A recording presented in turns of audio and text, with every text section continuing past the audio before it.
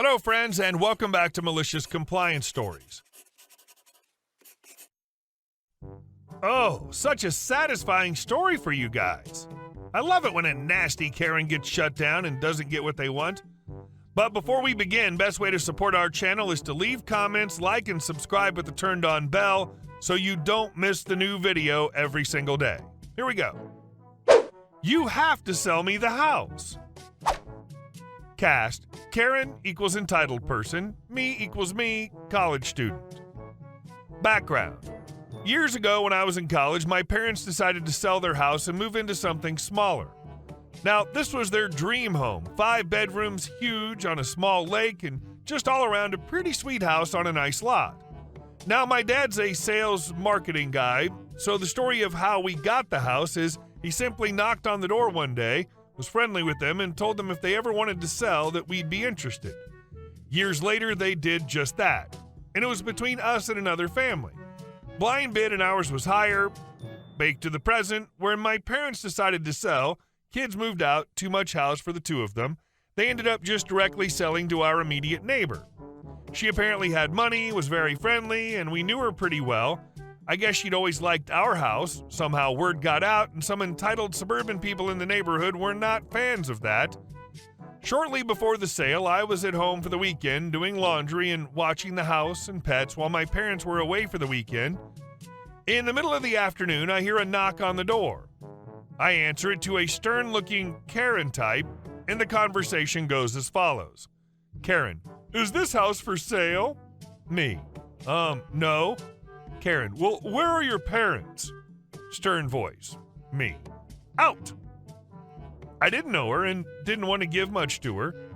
Karen: well, I heard your parents are selling this house, but you just told me it's not for sale. Me: yup. Karen: so it is for sale then. Smirking like she just won something. Me: no. Karen: well, who are your parents selling this house to? Me: oh, it's a private sale. In a nice, calm voice. Karen: well, I didn't get a chance to buy it. Me: sounds like it. Karen: well, that is not fair. They have to offer it to anyone in the neighborhood. Me: no, that's a lie. Karen: but I want this house. I deserve this house. My family... Me: no, you really don't. With a chuckle, I cut her off.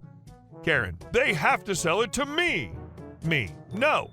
Karen: what's their phone number? I'm going to talk to them because you don't know anything. Me: yeah, you're not getting that from me. She could have easily gotten it and possibly a cell number for my parents from the neighborhood directory. Karen: how dare you? Me: just like this. No. Karen: well, give them this and tell them they have to call me to sell me the house. She handed me a business card. Me: you realize you have no say in who they sell their house to, right? And that your attitude is petulant and entitled? I then visually tossed the card over my shoulder and shut the door. Epilogue: she kept yelling something. I didn't care. I did tell my parents about it and gave them the business card. My mom knew her some and didn't like her for the same reasons. I later heard she came back and was trying to get me in trouble, but they turned her away, and apparently my mom chuckled when the lady was going off on how rude and disrespectful she was. She insisted to them that the HOA rules said they had to offer it to the neighborhood. Untrue. Over a decade later, the neighbor they sold it to still lives there. I just love how she knew that she should get to buy the house. I had a blast with the interaction and got to shut down an entitled person. I worked retail at the time, so it was even more satisfying. Oh, this is such a nice story. I love it when nasty Karen shuts down and doesn't get what she wants. Keep it up. And our second story. I don't control the famous people. A long time ago, I worked in a theater, on the bars. We had a show starring a very famous, very talented, and very lovely Australian heartthrob of the 90s. Let's just call him Jay. It was a hugely popular show, sold out almost every night, predominantly to middle-aged women. It was really good, too. On this day, the theater was running 2 shows back-to-back, meaning that the cast and crew didn't get a break. Finale ended, curtain came down, and everyone went back to the dressing rooms to get ready for show 2. I was only working the first show, so I'm headed for home. By the time I'd gotten changed, had a quick bite to eat, and headed for the door, the house was already open again, audience members in their seats, actors waiting in the wings to start the second show. Although the bar team had nothing to do with the stage team, we leave the building via stage door. As I exit, I see two ladies waiting with their programs open, pens in hand. It's a pretty regular occurrence. We'll just call them Entitled Lady 1, EL1, and Entitled Lady 2, EL2. Usually I just slip past, but today they spot me. EL1 asks, "When is he coming out? Is he ready yet?" I assumed, of course, that he was Jay, and very politely told them, "Oh, I'm sorry, I don't think he'll be able to come out just now. They're already getting ready for the next show." EL2 tells me, "But we've come all the way from faraway town. Can't he just come out for a minute?" EL1 adds in, "We're his biggest fans. Just get him to come out for a bit." At this point, the two of them have closed in on me, and I'm feeling a little overwhelmed. "I'm just bar staff," I try to explain. "I was just letting you know." "Oh, please," begs EL1. "It's her birthday," pointing at EL2. "Don't you think it's only fair he comes to see us? It's her birthday." "I just work on the bar," I repeat. "I don't have anything to do with the actors." "Please," EL1 begs, "just for a minute." I'm not sure how to respond. I'm not his manager, I just work on the bar. I don't get to tell the actors what to do, but I can see they're really upset, so the customer service training makes me want to help them. The next show starts in like 5 minutes, so he'll already be on stage, but I know he usually does signing after the evening shows. It should finish around 9:30, maybe you could try then. He almost always stayed late to sign and take pictures because he's a truly lovely person. "But we have to get the train home at 8, EL1 informs me. She's starting to sound a little annoyed now. "We paid good money for this show. We should get to meet him. It's her birthday." They paid good money to see a show, which they have seen. They did not pay to meet the star.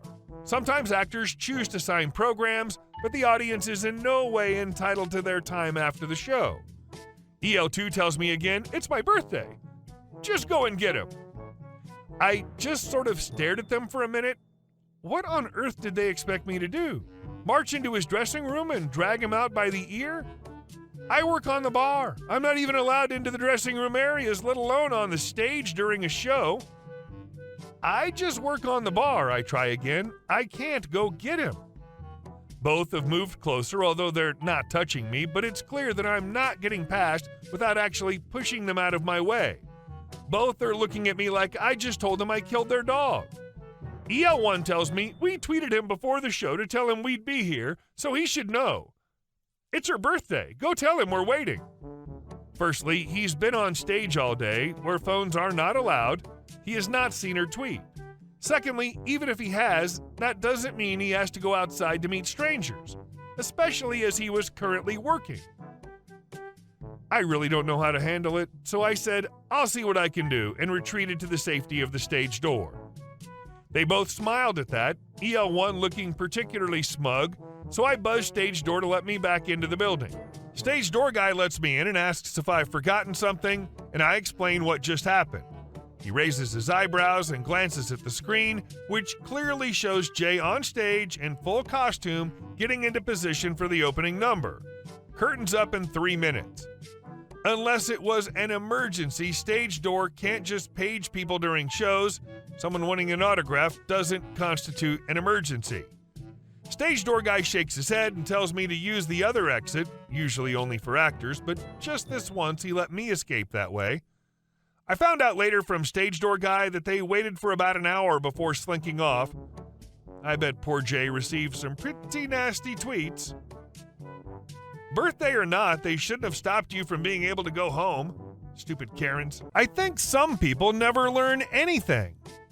This is the real-life version of, "I'm turning 10 today. Can I get 100,000 likes on this comment?"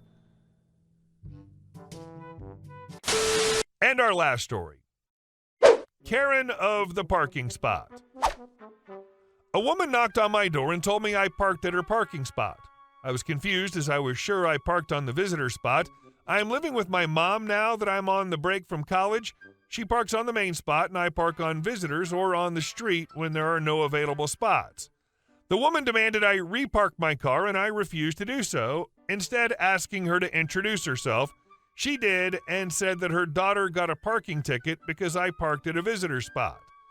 I explained that her daughter got a parking ticket because she's parked somewhere she shouldn't have, and it has very little to do with me. She proceeded to explain to me aggressively that the visitor spot is for visitors, and her guests can't find a parking spot because of me. I explained that they can park on the street if there's no available spaces, just as I do, but I have just as much right for the spot as anyone else, and I do not intend on parking my car somewhere else. She proceeded to threaten me with a call to HOA and parked her car on my mom's spot, which is a clear violation to HOA rules. By the way, many people at our apartment complex park at visitor spots because one reserved spot is typically not enough. The parking's tight, but the parking on the street is free and available. Update. The official policy is that you can't stay on a visitor spot for more than 36 hours, so I'll just move my car then to the spot by my apartment. It's taken now. I think I happen to take the spot that's closest to the apartment she's renting for her daughter. I know, how dare I? I'm contemplating printing out, "No, Karen, I'm not moving my car," and putting it on my windshield. I know she'll be watching. Also, a reserved spot costs like $40K, so I think they just don't want to pay it. Instead, they park on visitor spots and hate it when other people who already have a reserved parking space and pay for it, LOL, also take up the visitors. Anyways, it's a logic I can't follow. On a different note, a month ago or so, someone called the cops on me because I was painting my car. Don't judge me, I have a super old car. Now I know who called the cops.